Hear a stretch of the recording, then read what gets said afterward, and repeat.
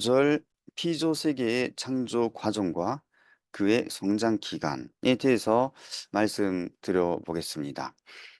여기서도 하나의 주제가 있는데요. 그것은 뭐냐 하면 이것입니다. 하나님이 인간을 어떻게 주관할까라는 것입니다.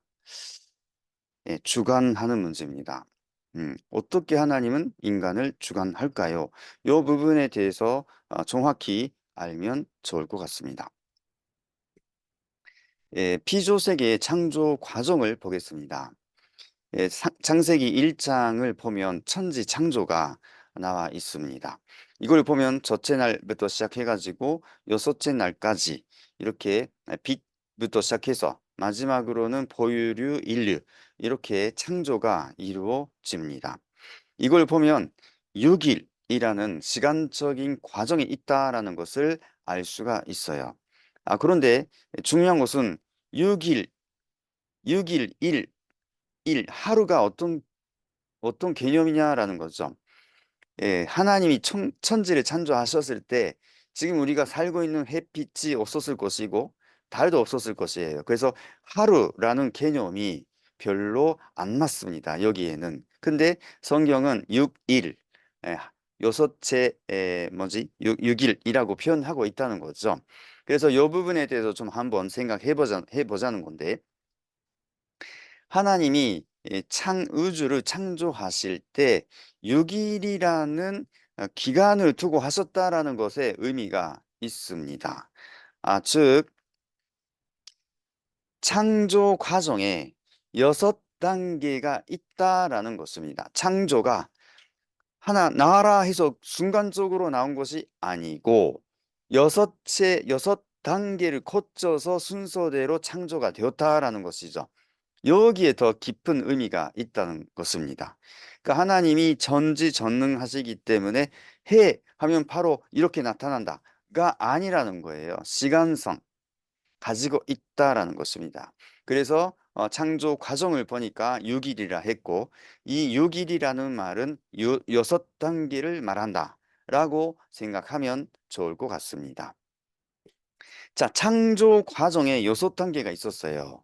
그러면 피조물 하나하나에도 이러한 시간성이 있지 않을까요? 라고 보는 것입니다. 피조물의 성장 기간. 성장 기간이라는 말 자체가 우리도 스스로 성장하는 과정을 거쳐왔기 때문에 당연한 말인 것 같은데요. 하나님이 우주를 창조하실 때 여섯 단계를 일부러 거치고 창조하셨다는 사실과 인간이 그리고 동물, 식물, 성장 기간이 있다는 것은 같은 맥락으로 볼 수가 있어요. 그래서 하나님이 하라에서 바로 순간적으로 나타난 것이 아니고 시간적 경과가 반드시 필요하다는 것을 우리가 알아야 할 것 같습니다.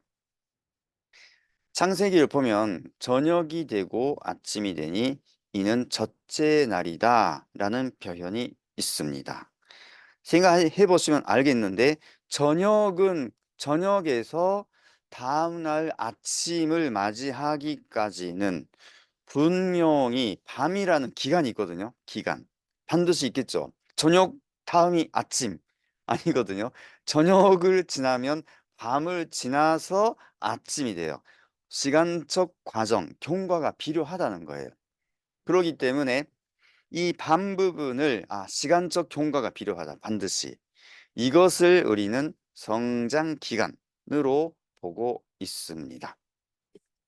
근데 이 성장 기간에도 질서적 3단계가 있다라는 것을 말씀드려 보겠습니다. 하나님이 어떤 분이냐 하면 절대자이시면서도 상대성을 갖고 있다라고 했죠. 성상과 형상, 그리고 양성, 음성 이렇게 상대적 관계가 반드시 있다. 하나님 자체가 상대적인 관계 속에서 있다라고 했고요. 그런데 하나님은 이 상대성을 갖고 있으면서도 이 상대성, 이 성상, 형상, 양성, 음성이 중화해서 하나가 되어 있는 거거든요. 중화적 존재다. 성상, 현상이 따로따로 있는 것이 아니라 하나가 되어 있어. 그래서 하나님을 삼수적 존재다라고 말하고 있습니다. 그래서 하나님 스스로를 설계도로 삼고 피조 만물을 창조하셨기 때문에 하나님의 삼수야. 그렇기 때문에 피조 세계도 존재, 양상, 운동, 성장 기간 등 이런 것들이 삼수 과정으로 나타나게 된다라고 말씀드릴 수가 있습니다. 이것 또한 하나님을 닮았다 이거죠. 그래서 성장 기간은 3단계로 볼 수가 있는데 소생기, 창성기, 완성기 이렇게 3단계로 성장해 간다라고 보시면 될 것 같습니다. 삼수의 예를 들어보면 아까도 사회기대 부분에서 설명드렸지만 삼수의 예로서는 자연계를 보면 광물, 식물, 동물 이렇게 있고요. 이거 삼수죠. 그리고 물질은 기체, 액체, 고체 이렇게 3종류가 있죠. 삼수고요. 그리고 식물도 뿌리, 줄기, 잎 이렇게 있고요. 동물도 머리, 몸, 사지 이렇게 구별될 수 있는 그 예들이 많습니다. 그래서 삼수 과정을 거쳐서 성장해 가는데 인간도 마찬가지로 이 삼수 과정을 거쳐서 개성 완성하게 되어 있었다는 거죠. 아까 창조 목적 부분에서 말씀드렸지만 이 개성 완성, 사회 기대 만들기는 하나님이 하는 것이 아니고 인간이 해야 돼요. 인간 스스로가 해야 한다. 그래서 개성 완성, 자기가 스스로 사회 기대를 만들어서 하나님을 닮았습니다 라고 해야 됐었는데 인간이 타락을 해버렸다는 것입니다. 타락, 개성 완성 못했다는 것이죠. 그래서 하나님은 이 타락 인간을 다시 개성 완성으로, 창조 목적 완성으로 복귀해 가는 과정에 있어서도, 노정에 있어서도 반드시 3단계를 거쳐서 하게 된다라고 말씀드릴 수가 있겠습니다. 자, 그러면 인간 시절은 언제 타락되었던가 하는 부분에 대해서 설명하겠습니다. 인간이 완성하게 됐는데 완성한 인간이 타락했다 하면 어떨까요? 완성한 인간이 타락했다 하면 하나님을 믿을 수 있을까요? 없을까요? 하나님을 못 믿겠죠.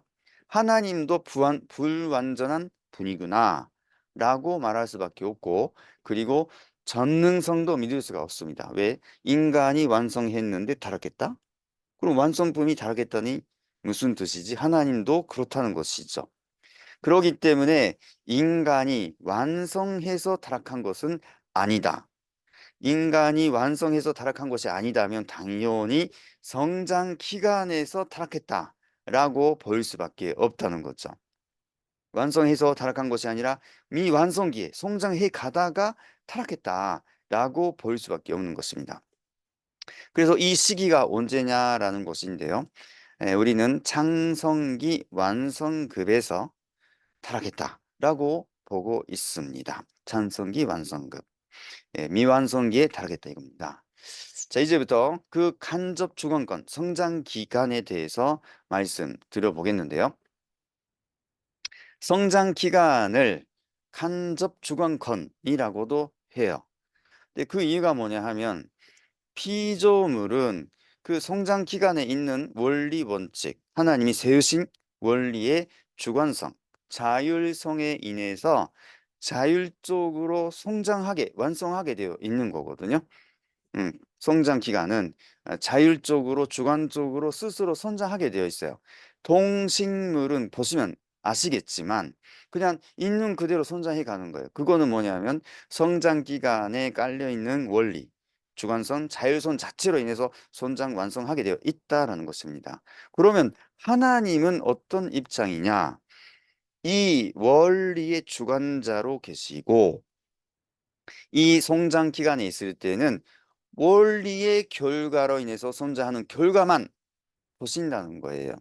그래서 이 성장 기간을 원리 결과 주관권 혹은 간접 주관권이라고 말하고 있습니다. 자, 여기서 중요한 것은 하나님은 이 성장 기간에 있는 존재물을 주관하지 않다라는 말이 아니다라는 것을 기억해 주시기 바랍니다. 원리 결과를 가지고 주관한다. 그러니까 성장 기간이어도 원리 결과가 나타나면 하나님은 주관할 수가 있다는 거예요. 주관 안 한다 못한다가 아니에요.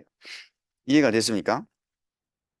주관하지 않다가 아닙니다. 원리 결과를 가지고 주관하시는 하나님이다 라는 것을 알고 계시면 좋을 것 같습니다.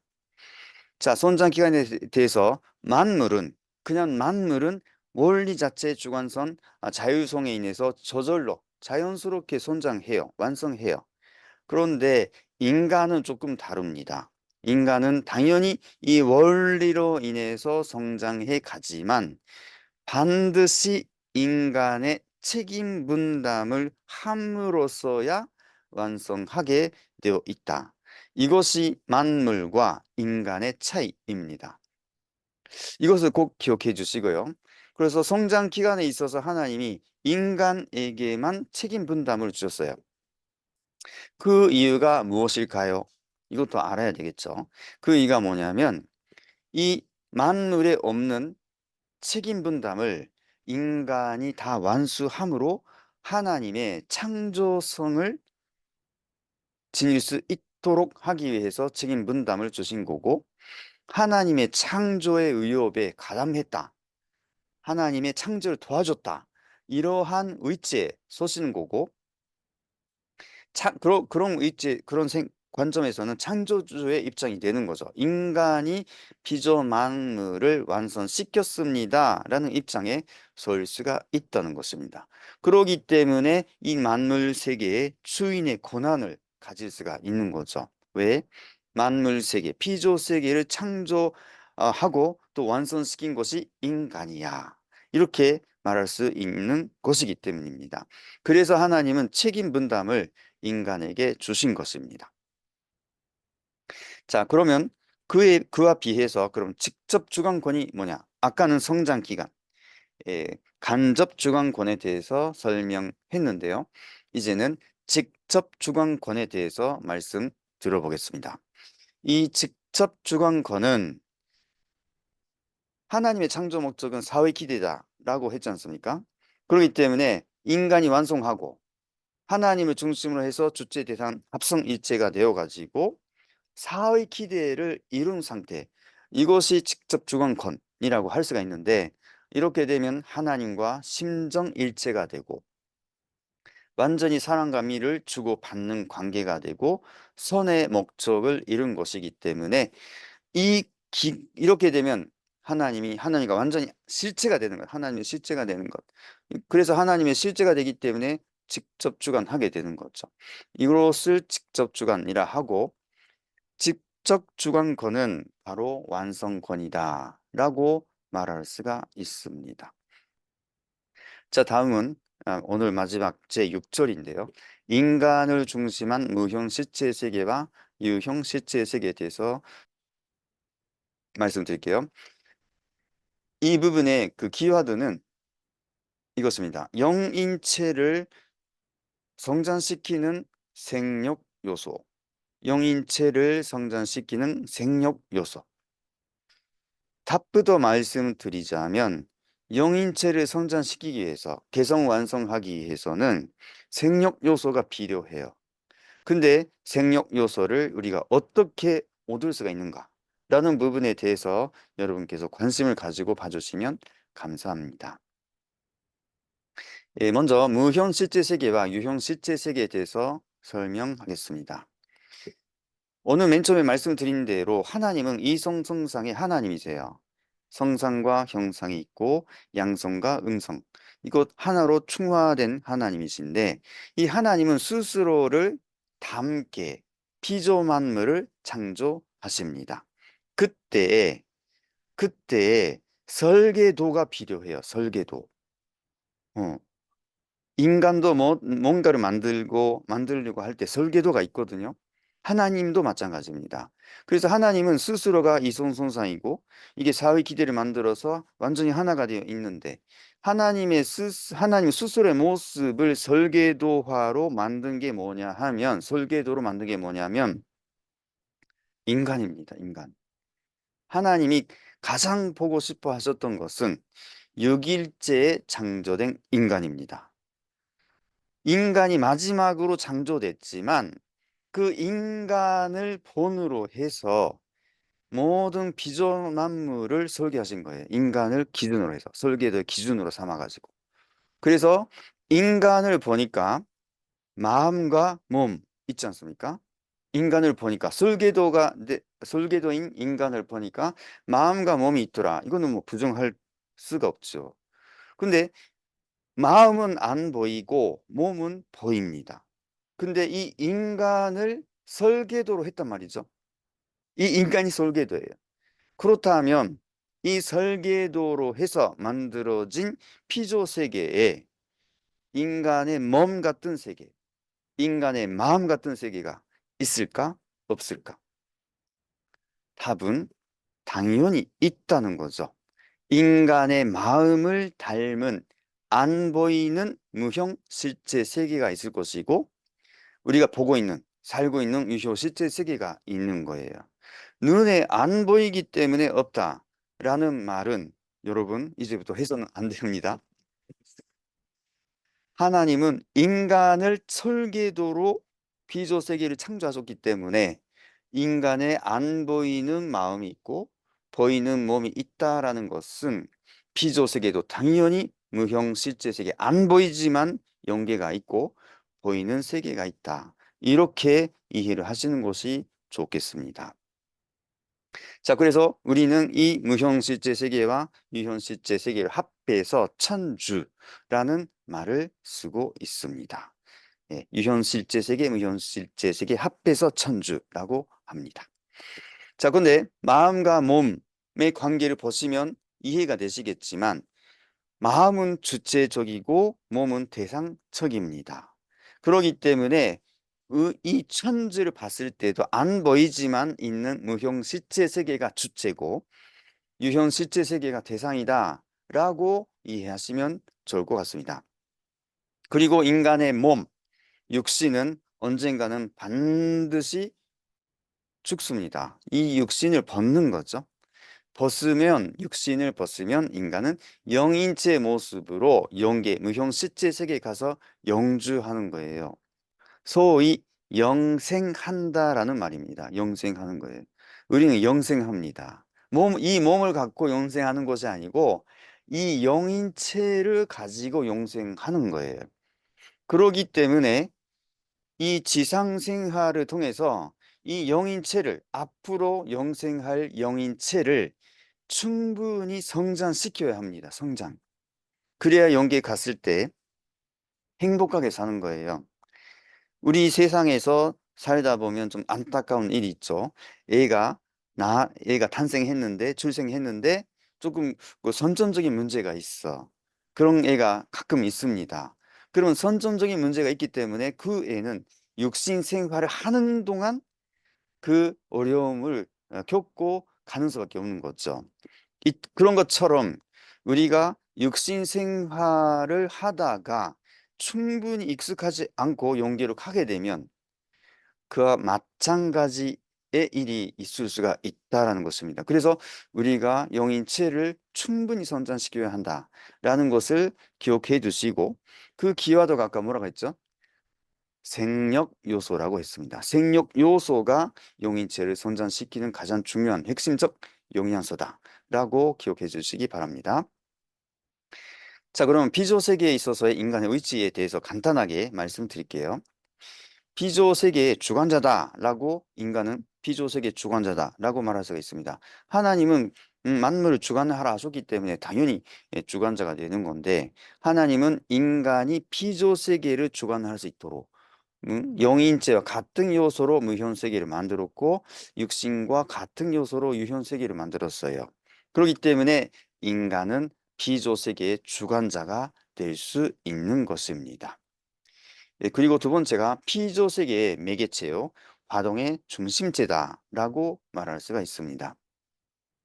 이 무형 세계하고 유형 세계는 이 따로따로 있어서 이게 어떻게 보면 관계성 맺기가 힘든 거예요. 그런데 그 이유가 뭐냐면 동물 세계는 동물에게는 용인체 같은 게 없어요. 그러니까 유형 세계에서만 살고 있는 거고, 영계에 있는 사람들은 이미 몸이 없기 때문에 유형 세계하고 관계를 맺기가 힘든 거죠. 단, 이 가운데 인간, 살아있는 인간은 육신도 갖고 있고 영인체도 갖고 있어요. 이 두 가지를 한꺼번에 갖고 있는 존재는 살아있는 인간밖에 없다는 거죠. 그렇기 때문에 살아있는 인간, 육신하고 영인체를 갖고 있는 인간은 피조세계의 매개체요, 화동의 중심체가 된다라고 말씀드릴 수가 있습니다. 그리고 세 번째는 천주를 종합한 실제상이다. 이게 뭐냐면 이 용인체가 뭐냐 하면 무형세계, 하나님이 창조하신 무형세계를 종합한 실체상이라는 거예요. 그러니까 무형세계를 쭉 이렇게 압축해서 나타나는 것이 인간의 용인체다라고 생각하시면 되고, 육신은 이 유형세계를 쭉 압축해가지고 만든 것, 유형세계를 종합한 실체상, 이것이 육신이기 때문에 이 두 가지를 갖고 있는 살아있는 인간은 이 세상을 아까 천주라 했지만 이 두 가지를 갖고 살아있는 인간은 소우주다. 천주하고도 비교할 만한 존재다라고 말할 수가 있습니다. 그래서 인간은 천주를 종합한 실제상이다라고 하는 거예요. 자, 먼저 육신의 구성과 그의 기능에 대해서 보겠습니다. 육신은 육심, 육의 마음하고 육의 몸, 육체로 되어 있습니다. 이 육신이 살아가기 위해서는 두 가지 영양소가 필요해요. 하나는 무형의 공기 광선, 양성 영양소고, 하나는 유형의 물질, 음성의 영양소입니다. 이 두 가지가 필요해요. 근데 무형의 공기, 유형의 물질은 일주일 안 먹어도 안 죽어요. 40일 안 먹어도 안 죽어요. 하지만 무형의 공기는 어떨까요? 5분, 10분 공기를 흡수 안 하면 죽죠. 그래서 이쪽이 양성이고 이쪽이 음성이라 하는데요. 어쨌든 이 두 가지 영양소로 인간의 몸은 살아갑니다. 그리고 자, 이제부터 중요한 부분입니다. 육신의 행동과 용인체 관계가 있어요. 네, 뭐냐 하면 육신에서 이 몸으로 선한 행동을 하면 마음이 좋아요, 깊어요. 영인체가 선화됩니다. 근데 몸에서 악행해요, 나쁜 짓을 해요. 그러면 몸이 언짢다. 영인체도 악화가 되는 거예요. 이처럼 이 육신, 몸의 행동에 따라서 영인체에 들어가는 요소가 있습니다. 몸의 행동, 몸의 행동에 따라서 용인체에 들어가는 요소, 이것을 생력 요소라 했습니다. 오늘 6절을 열면서 영인체를 성장시키는 생력 요소라는 말을 했거든요. 영인체를 성장시키는 것은 사실은 육신의 행동에 따라서 영인체에 가는 요소이기 때문에 우리가 선한 행동을 할 거냐, 악한 행동을 할 거냐, 이것이 인간의 책임 분담이기도 합니다. 양쪽 다 할 수가 있는 거죠, 인간은. 네. 자, 그래서 구체적으로 영인체 액션과 그의 기능 보겠는데요. 영인체, 영적인 몸입니다. 영인체. 영인체는 육신의 주체로 영감으로만 감득 가능하고요. 하나님과 직접 통합니다. 영인체가 하나님과 직접 통하고 무형 실제로서의 실존재, 있다라는 거예요. 존재한다는 거고 안 보이지만 있다라는 거고요. 육신과 동일한 모습입니다. 여러분의 모습, 거울 보면 그 모습하고 똑같다는 거예요. 그리고 육신을 벗으면 무형 세계에 가서 연정합니다. 이게 용인체예요. 여러분 안에 이러한 용인체가 있기 때문에, 우리 안에 이러한 용인체가 있기 때문에 인간은 영존을 염원하는 것입니다. 영원히 살고 싶다 하는 이유가 뭐냐면 육으로가 아니고 아예 영존하는 용인체가 있기 때문에 그 바라게 되어 있다는 거죠. 자연스러운 것입니다. 네. 자, 그리고 영인체 성인데요. 영인체도 역시 육신하고 닮았어요. 육신하고 닮아가지고 생심, 영인체의 마음 부분, 영인체의 몸 부분, 영체 두 가지가 있고요. 이 영인체도 두 가지 영양소가 필요해요. 하나는 생서, 하나님으로부터 오는 사랑. 오늘 강의, 첫 번째 강의 중에서 만유의 원력은 사랑이다, 참 사랑이다라고 했지만 사랑, 예, 생서가 필요합니다. 하나님의 사랑. 그리고 생육 요소입니다. 음성 영양소라 했죠. 생육 요소. 이것은 몸의 행동에 따라서 가는 요소거든요. 그래서 우리가 어떤 행동하느냐가 용인체 성장에 가장 큰 영향을 미친다 하는 것을 알아두시기 바랍니다. 그러면 영인체와 육신의 관계를 보겠습니다. 아까 맨 처음에 육신에 대해서 설명했고 두 번째 영인체에 대해서 설명드렸는데요. 육신의 행동에 따라서 생력 요소가 간다 했죠. 그리고 생력 요소가 이 영인체 성장의 요소거든요. 생력 요소가 항상 좋기만 하지는 않습니다. 만약에 여러분께서 나쁜 생각을 하고 나쁜 행동을 해요. 그러면요, 그 요소가 가는 거예요, 영인체에. 영인체가 악화되겠죠. 그래서 정말 명심히 해야 되는 거고 여기가 인간의 책임 분담이기도 해요.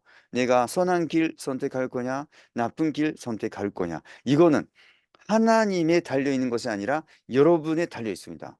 이 부분에 대해서 하나님 간섭한다 했어요? 안 한다 했죠? 안 한다 했을까요? 안 한다고 했죠. 만약에 여러분이 선한 길을 선택한 다음에는 하나님 간섭할 수가 있고 악한 길을 선택한 다음에 또 간섭할 수가 있는 거예요. 원리, 결과, 주관건이기 때문에 그렇습니다. 이 부분 꼭 기억해 주시기 바랍니다. 근데 용인체가 또 생명 요소라고 몸에 줄 요소도 있어요. 생명 요소를 받으면 몸이 불을 받았어. 예, 이런 성령 체험 이런 것들이 생명 요소를 받는 예다라고 말할 수 있겠습니다. 근데 용인체는 이처럼 영이체는 육신을 토로하여서만 성장합니다. 이 말이 뭐냐면 만약에 육신이 죽었어요. 몸이 죽었어요. 그러면 생명 요소가 와요, 안 와요? 안 옵니다. 그렇기 때문에 육신을 이룬 순간에 영인체는 더 이상 성장하지 못하게 된다는 거죠. 그래서 살아있을 때 우리가 어떤 마음으로 어떻게 사느냐가 정말 중요하다라는 것을 알아두시기 바랍니다. 그래서 열매와 나무의 관계다. 이쪽이 열매고 이쪽은 나무 자체입니다. 이것이 중요한 거거든요. 영인체가 중요합니다. 자, 용인체 성장과 완성에 대해서 말씀드리자면 성장 기간에는 3단계가 있다라고 했고요. 그와 마찬가지로 용인체 수준에 있어서도 3단계가 있어요.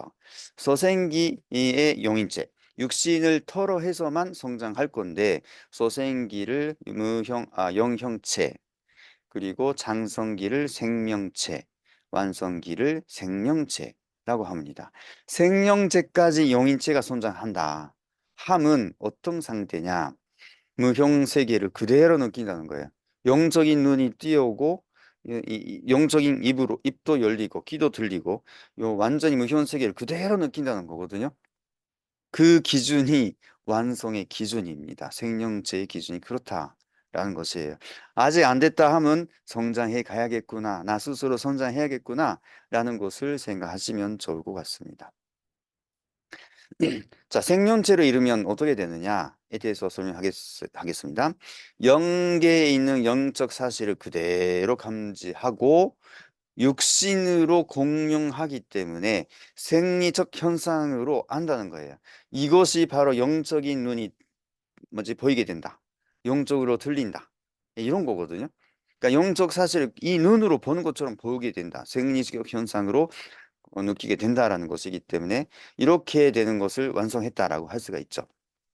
그래서 생명체를 이룬 인간들의 삶이 모인 것이 지산천국이고요. 아까 설명드렸지만은 아담 헤아가 타락을 안 하고 참 부모로 완성했으면 거기서 나타나는 자녀들은 다 이 기준이에요. 이 기준. 그렇기 때문에 당연히 지산 천국으로 이뤘겠지요. 그래서 이 사람들이 육신을 벗고 영인체로 영계로 가면 그대로 지산 전상 천국이 되는 것입니다. 그래서 맨 처음에 지산 천국, 두 번째가 전산 천국 이렇게 순서가 사실은 있었던 것입니다. 지산 천국을 이루어진 후에야 전산천국이 이루어진다라는 것이죠. 그래서 여러분의 삶 속에서도 용기 가서 뭔가 하겠다라고 생각해서는 안 돼요. 살아 있을 때, 몸이 있을 때 해야 할 것이 있다. 인간의 책임 분담이 있다라는 걸 꼭 기억해 주시기 바랍니다. 자, 그럼 관점에서 육신 생활의 의의에 대해서 말씀드릴게요. 먼저 하나님의 사랑을 제휴해야 돼요. 육신이 있을 때 하나님의 사랑을 제휴해야 합니다. 지난번에 그 강의에서 말씀드렸는데요. 하나님의 사랑이 뭐라고 했느냐? 삼태상 사랑의 주체적인 사랑이라 했고요. 삼태상 사랑은 어디서 나타나느냐? 인간관계에 나타납니다. 부모와 자녀의 관계, 부부의 관계, 형제 자매의 관계, 관계 속에 하나님의 사랑이 나타나게 돼 있거든요. 이것을 제휴해야 한다라는 말입니다. 네, 그렇게 해서 지상에서 하나님의 사랑을 제휴해야만 영인체도 육신을 보승 후 하나님의 사랑을 제휴할 수가 있다는 것입니다. 하나님의 사랑은 삼태산 사랑입니다. 부부의 사랑, 부모의 사랑, 형제자매의 사랑, 자녀의 사랑. 이것을 충분히 느끼고 살아라. 이런 말입니다. 그리고 영인체의 소성, 영인체가 어떤 성격, 성질 이런 것을 말하는 건데요. 만약에 육신 생활을 하는데 지상에서 범죄 행위를 많이 해요. 나쁜 짓을 한다 이거죠. 그럼 당연히 그 생력 요소가 용인체에 가기 때문에 용인체가 악화하는 거거든요. 반대로 지상에서 속죄를 해요. 회개하고 그리고 봉사를 하고 그런 식으로 스스로 죄를 씻고 그리고 선한 행동을 한다. 그러면 영인체가 그 생력 요소로 인해서 선화가 되는 거죠. 이것은 다른 사람을 위해서 하는 것이 아니라 나의 영인체를 위해서 스스로 해야 할 것들이에요. 그래서 희생, 봉사라는 말이 있지만 이것은 그 상대를 위해서 희생하고 봉사하는 것이 아니고 잘 생각해 보니까 이 생활을 통해서 나의 영인체 자체를 선화시키는데 큰 역할을 한다라는 것을 기억해 두시기 바랍니다. 그래서 결국은 육신을 갖고 있을 때에 영인체가 성장 완성하게 되어 있기 때문에 구원성리의 제1자적인 목적은 역시 지상에 있다. 지상에서 해야 한다라는 것입니다. 네, 그래서 예수님도 이렇게 말씀하셨죠. 내가 천국의 열쇠를 내게 주리니. 그러니까 천국 열쇠가 하늘이 아니라 땅에 있다라는 거죠. 땅에서 매면 하늘에서도 매일 것이요. 땅에서 풀면 하늘에서도 풀리리라 하신 것은 땅에서 해야 한다라는 말입니다. 그리고 영인체가 결국은 영인체가 돼서 영에 갈 건데 지옥으로 갈 거냐 천국에 갈 거냐는 하나님이 정하는 것이 절대로 아닙니다. 스스로 가는 거예요. 이것을 알아두시고요. 영인체 스스로 결정한다. 왜 그러냐라고 말씀드리자면 어렸을 때 학교나 뭐 어쨌든 학원에서 나쁜 짓을 했어요. 그때는 집에 가기가 쉬웠을까요? 부모님 얼굴 보기가 힘들었을 거예요. 그런 것처럼 우리가 육신 생활을 하다가 영계 갔는데 하나님 앞에 가기가 힘들 수가 있는 거예요. 그래서 영인체 자신이 가는 영계를 결정한다라는 말이 그런 뜻입니다. 그리고 영인체의 번식, 영인체가 번식한다는 것은 영인체끼리 번식하지는 않습니다. 영인체가 번식하는 것은 지상에 육신 생활에서 결혼해서 애를 낳을 때 영인체가 번식하는 거지 영에 가고 나서 영인체를 번식한다 이런 것은 없다라는 것을 기억하시고 그래서 여러분께서 축복을 받다라는 게 얼마나 귀한지 모르겠습니다. 그렇게 알고 계시면 좋을 것 같습니다. 자, 마지막으로 생심과 욕심으로 본 인간의 마음에 대해서 설명하겠습니다. 아까 말씀드린 것처럼 영인체에는 생심, 그리고 육심, 이 몸에는 육심, 이 두 가지가 있거든요. 생심과 육심, 두 가지 마음이 있는데요. 생심은 주체고 육심은 대상이다 라고 보시면 좋을 것 같습니다. 그래서 생심은 정상적이고 욕심은 경상적이다라고 볼 수가 있는데 이 생심과 욕심이 하나님을 중심으로 해서 수수작용해서 합성일체화가 하죠. 작용체를 만들죠. 이것이 인간의 마음이거든요. 이것 또한 사의 기대를 만들어서 완전히 하나가 되면 완전히 하나님을 닮은 인간이 되는 거예요. 신성을 띠게 된다. 맞습니다. 이렇게 되는 거거든요. 이렇게 될 때 이 마음은 영인체와 육신을 합성일체화 시켜서 창조 목적을 지향하게 된다는 거예요. 이게 인간의 원래의 마음입니다. 창조 목적이 여기에 있는 거거든요.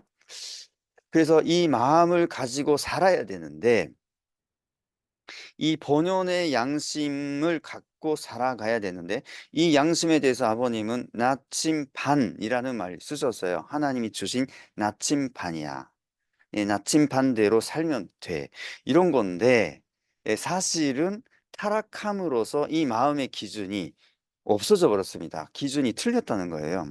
그래서 우리의 마음 세계가 하나님을 모르게 되고 그리고 손의 기준도 상실되었기 때문에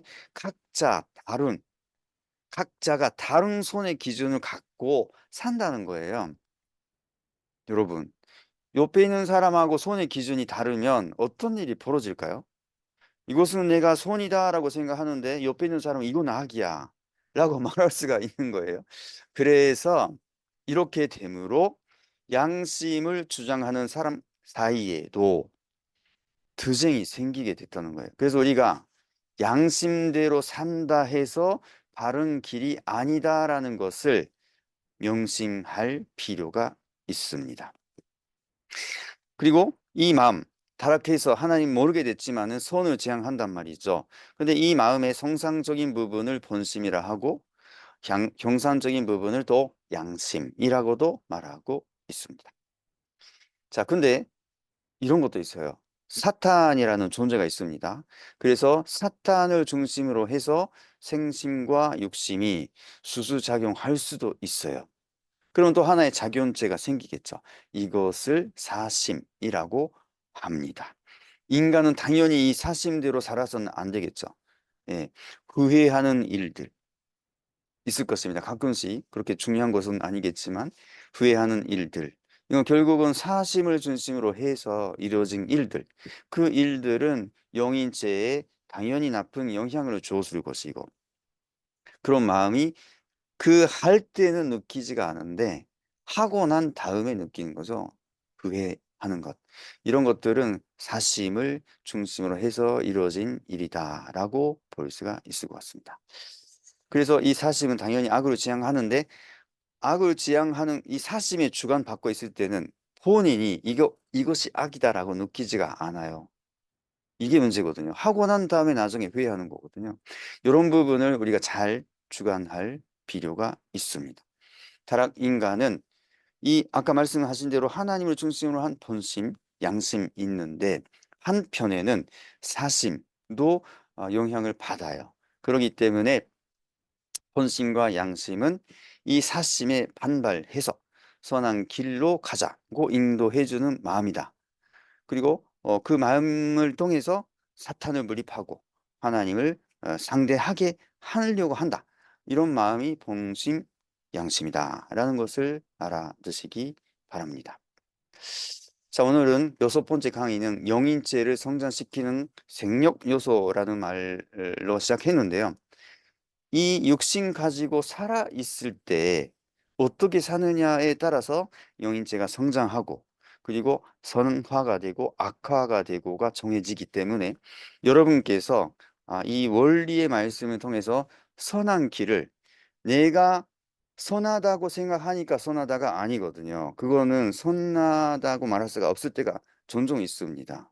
그렇기 때문에 자기를 기준으로 하는 선의 기준이 아니라 원리의 말씀, 참 부모님의 말씀을 기준으로 삼고 사는 생활, 이것이 생력 요소를 좋은 생력 요소로 해가지고 하나님 앞에 나가는 길이다 라고 말씀드리며 오늘 강의를 마치겠습니다. 감사합니다.